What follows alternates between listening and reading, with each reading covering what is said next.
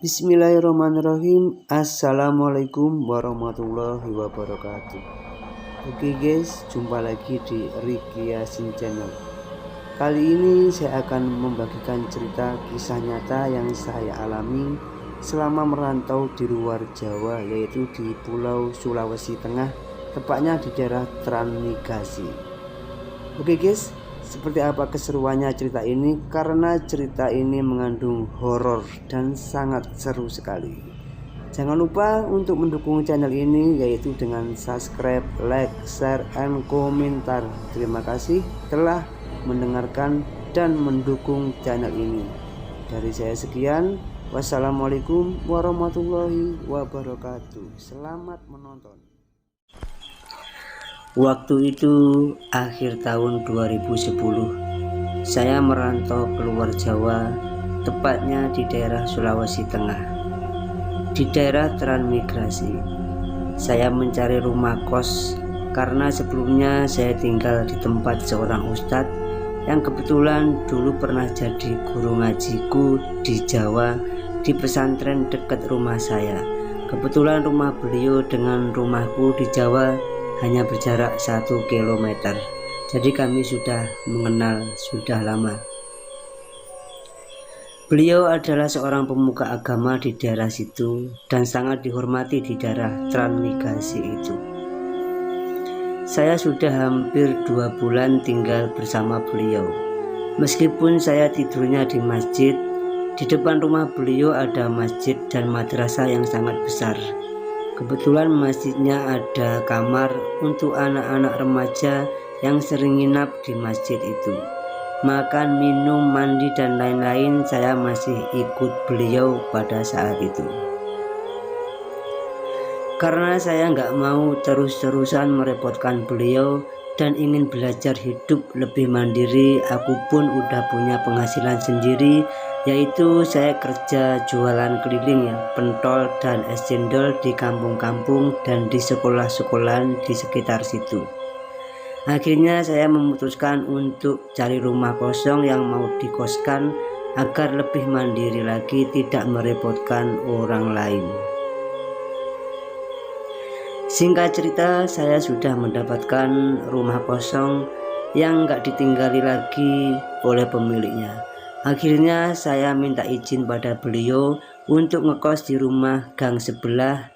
Mulanya saya nggak diizinkan dengan berbagai macam alasan. Dan akhirnya saya diizinkan untuk ngekos walaupun waktu itu dengan terpaksa. Karena beliau nggak mau terjadi apa-apa pada saya, akhirnya saya pun diizinkan untuk tinggal di rumah kontrakan itu. Karena sebelum berangkat dari Jawa dulu, beliau dengan orang tua saya diamanatkan saya agar menitipkan saya kepada beliau. Jadi mungkin beliau khawatir dan tidak ingin terjadi apa-apa pada saya. Waktu itu siang-siang saya mengajak teman saya, kebetulan dia santri di masjid yang saya tinggali itu, untuk menemani saya mengambil kunci rumah kos, rumah yang mau saya tempati itu. Karena saya mau ngecek langsung ke sana situasi dan kondisinya seperti apa, saya ingin sekali langsung datang ke sana. Kebetulan dia masih waktu luang nggak sekolah, hari Minggu waktu itu, jadi dia mau menemani saya untuk mengecek langsung lokasi rumah itu. Akhirnya saya menuju ke kos itu dan masuk ke rumah itu. Saya pun gak lupa untuk baca basmalah dan mengucapkan salam ketika mau masuk ke rumah itu.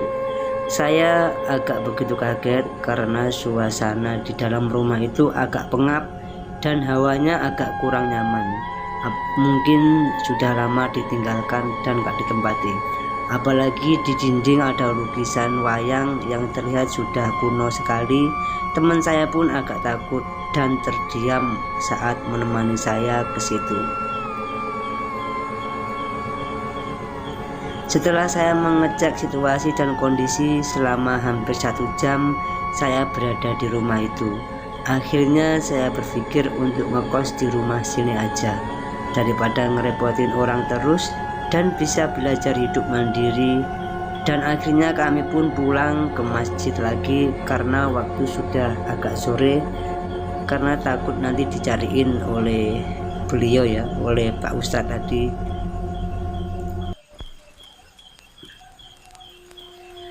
Dalam benak pikiran saya tinggal menunggu hari saja yang tepat untuk menempati rumah kos itu.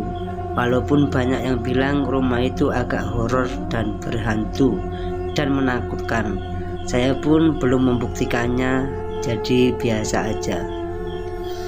Saya sempat menanyakan kepada kenalan saya, kebetulan dia juga sudah akrab dengan pemilik rumah yang mau saya tinggali itu. "Mbak, kenapa ya? Kok rumah itu nggak ditempati lagi? Yang punya rumah malah tinggal sama orang tuanya. Kan sayang rumahnya kosong nggak ditempati lagi." Mbak itu menjawab dan mulai bercerita.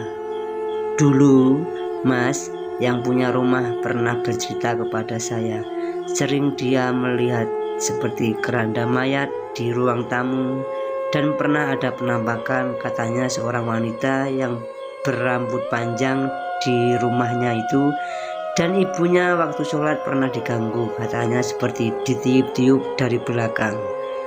Sudah banyak orang pintar yang didatangkan untuk memagar rumah itu," kata si mbak itu. "Aku pun hanya mendengarkan."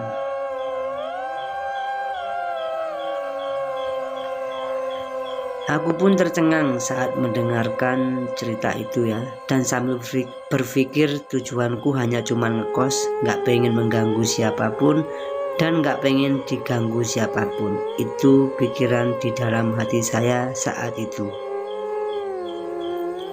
Apalagi semenjak istrinya hamil besar, katanya Mas yang punya rumah itu memutuskan untuk tinggal di rumah orang tuanya yang gak jauh dari rumahnya, mungkin hanya berjarak 200 meter saja.